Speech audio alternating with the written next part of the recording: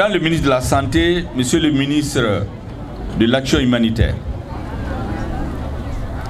Mesdames et Messieurs les responsables politiques administratifs,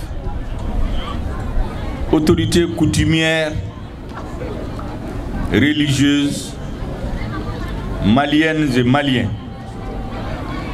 de l'intérieur et de la diaspora. Nous sommes venus ici, à Kolokani, ce jeudi 3 février 2022, pour inaugurer le centre de santé de référence du cercle de Kolokani, qui résulte d'une volonté politique des hautes autorités du Mali de faire en sorte que partout où l'État peut, qu'ils mettent à la disposition des populations les infrastructures de santé. Le gouvernement de transition sous la haute conduite du président Assimi Goïta a comme première préoccupation la sécurité des personnes et des biens. Sans sécurité, on ne peut rien faire dans le pays. Aucune action de développement ne peut être entreprise sans sécurité. Et c'est pourquoi, depuis les changements du 18 août 2020, et singulièrement depuis la rectification de la transition intervenue le 24 mai 2021, et l'investiture du président de la transition le 7 juin 2021, des efforts colossaux ont été entrepris pour doter notre armée des moyens d'assurer sa mission, de permettre au chef de l'État de disposer de l'outil de décision politique. Tout le monde sait, un État sans armée n'est pas un État. Et c'est pourquoi des investissements colossaux ont été faits ces derniers mois. L'équipement que notre armée a reçu depuis l'avènement de la transition, en moins d'un an,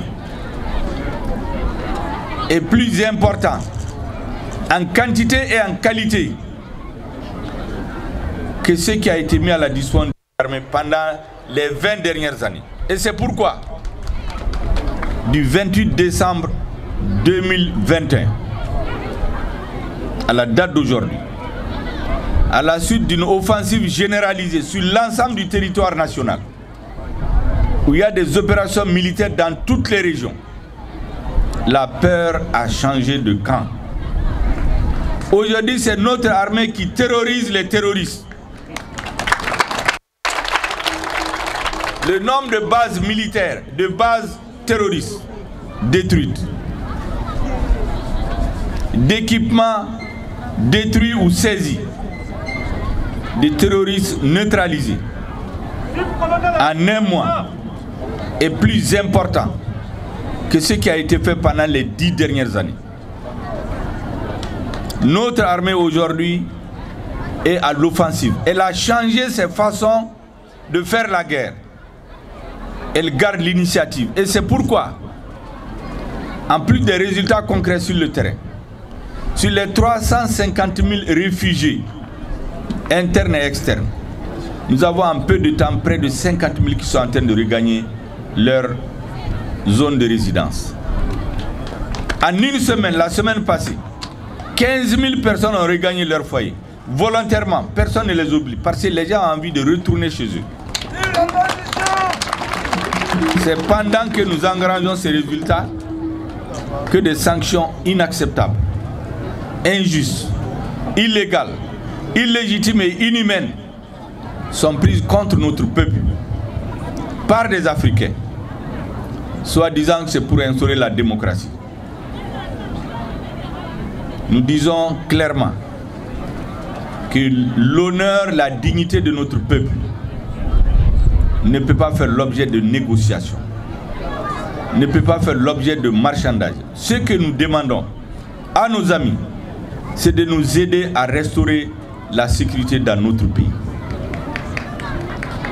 Nous tirons des leçons de ce qui se passe de par le monde. Je l'ai dit ici, pendant 20 ans, la communauté internationale était en Afghanistan. Pendant 20 ans, on a organisé des élections. Pendant 20 ans, on a choisi des présidents. Le résultat, un jour, tout le monde a pris ses bagages, il est parti. Et on a vu les populations afghanes, avec l'énergie du désespoir, s'accrocher à des avions qui décollent. Cette triste image, nous ne voulons pas que les Maliens la vivent un jour. Et c'est pourquoi le gouvernement de transition, sous la haute autorité du président de la transition, a décidé de prendre son destin et le destin du Mali en main. C'est ce qui ne plaît pas à certains. Mais ce que nous disons, nous ne sommes dans la confrontation avec personne. Mais nous ne pouvons pas nous asseoir, vivre le cauchemar dont je viens de vous parler, que d'autres pays ont vécu. Nous avons vu ici la communauté internationale donner mandat à un certain nombre de pays occidentaux pour protéger les populations d'une partie de la Libye en 2011, Benghazi. Cette résolution a été outrepassée pour aller assassiner le président, le chef de l'État. Nous tirons les leçons de ça. C'est pour cela que nous ne voulons plus qu'une résolution soit prise sans l'accord du Mali. Nous ne voulons plus que des forces internationales viennent sur notre territoire sans notre accord. Nous ne voulons plus que quelqu'un vienne chez nous par procuration d'un autre pays. Personne ne sait pas ce qu'il va faire de son mandat. Nous avons vu ici, pendant qu'on nous impose l'embargo, des pays pénétrer avec des avions militaires sur notre territoire, sans autorisation. Et lorsqu'ils ont su qu'ils sont surveillés, ils éteignent les transpondeurs. Quand ils ont su que les radios les suivent, les centres de contrôle les suivent, ils ont éteint la radio. Ils descendent sur une partie de notre territoire. Ils débarquent des colis. Ils repartent sans rien dire. S'ils ne cachent pas quelque chose, pourquoi ils ont besoin d'éteindre les transpondeurs et la radio? Nous nous disons que ça suffit. Nous ne voulons plus accepter cela. Nous avions des avions internationaux qui survolent les bases militaires que nous sommes en train de faire. Nous n'avons aucun complexe. Nous construisons des bases militaires pour assurer la défense de notre pays. Ils viennent survoler ces bases sans autorisation pendant des heures. Lorsque nous les interrogeons, ils disent oui, c'est un tel pays qui a autorisé. Nous disons non, ce pays ne peut pas autoriser de venir espionner, survoler des bases militaires maliennes sans autorisation. Nous disons ça suffit. Nous n'allons plus accepter cela. Voilà pourquoi il y a toute une hystérie collective dans un certain nombre de milieux contre notre gouvernement. L'embargo n'a qu'un seul objectif: déstabiliser les autorités de la transition, déstabiliser le gouvernement. Ce n'est pas pour l'intérêt du peuple malien. Parce que si c'est l'intérêt du peuple là, ils n'ont pas besoin de violer les lois, de violer les accords, de violer les protocoles. Ni de la CEDEAO, ni de l'UEMOA, ni de l'ONU n'autorise un embargo contre notre pays. C'est en violation de tous ces textes que cet embargo est imposé à notre peuple, avec comme seul objectif de renverser le gouvernement de transition.